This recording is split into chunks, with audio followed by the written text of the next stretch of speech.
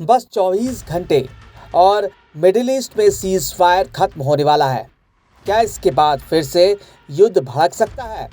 क्योंकि ईरान लगातार बातचीत में शर्तें लगा रहा है, ना नुकुर कर रहा है। ईरान और अमेरिका के बीच अस्थायी सीज फायर बुधवार शाम तक खत्म हो जाएगा और अगर उससे पहले समझौता हो जाता है तो दुनिया के लिए अच्छा है। लेकिन अगर ईरान और अमेरिका के बीच कोई समझौता नहीं होता तो समझ लीजिए फिर से महायुद्ध होगा।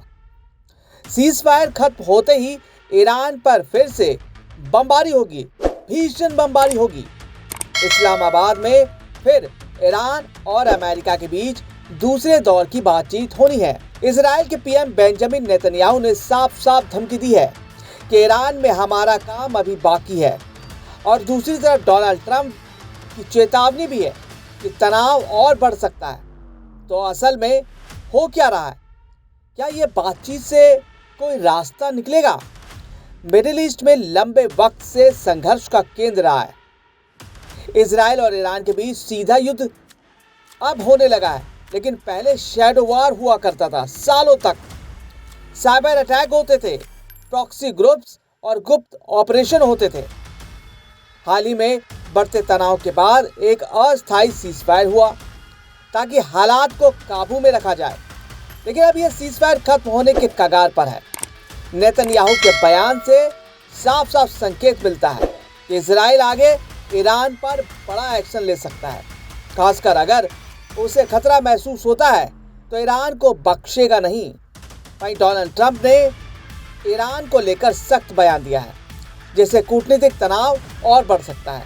यह बयान सिर्फ शब्द नहीं है, बल्कि संभावित सैन्य रणनीति के संकेत माने जा रहे हैं। अगर सीज फायर खत्म होता है तो 3 बड़े खतरे हैं। पहला, सीधा सैन्य टकराव। इजराइल और ईरान आमने सामने आ सकते हैं। प्रॉक्सी वॉर तेज हो सकता है। हिजबुल्लाह और दूसरे ग्रुप्स एक्टिव हो सकते हैं और इससे ग्लोबल असर पड़ सकता है। मतलब तेल की जो कीमतें हैं वो बढ़ जाएंगी और दुनिया भर की इकोनॉमी जो अभी तबाह है और बर्बाद हो जाएंगी। अब सबकी नज़र अगले 24 घंटे पर है। क्या डिप्लोमेसी काम करेगी या फिर हालात फिर से युद्ध में बदल जाएंगे? इंटरनेशनल कम्युनिटी, खासकर यूनाइटेड नेशन, तनाव कम करने की कोशिश कर रही है, लेकिन ज़मीनी हालात बहुत नाजुक है। तो सवाल वही है कि क्या 24 घंटे बाद मिडिल ईस्ट में फिर से जंग शुरू हो जाएगी और आखिरी वक्त पर कोई समाधान निकल पाएगा? ईरान से पैदा होने वाले सभी खतरों से निपटने के लिए निर्णायक फैसला बहुत ज़रूरी है। उसकी परमाणु क्षमताओं, मिसाइलों, ड्रोन और उससे जुड़े जो संगठन है, जो प्रॉक्सी संगठन है और उसके द्वारा किए गए विनाश के लिए जवाबदेही तय करना बहुत ज़रूरी है।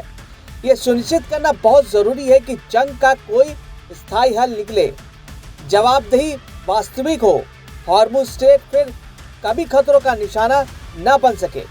जिन लोगों ने अंतर्राष्ट्रीय कानून और अरबों लोगों के कल्याण की जरा भी परवाह नहीं की है।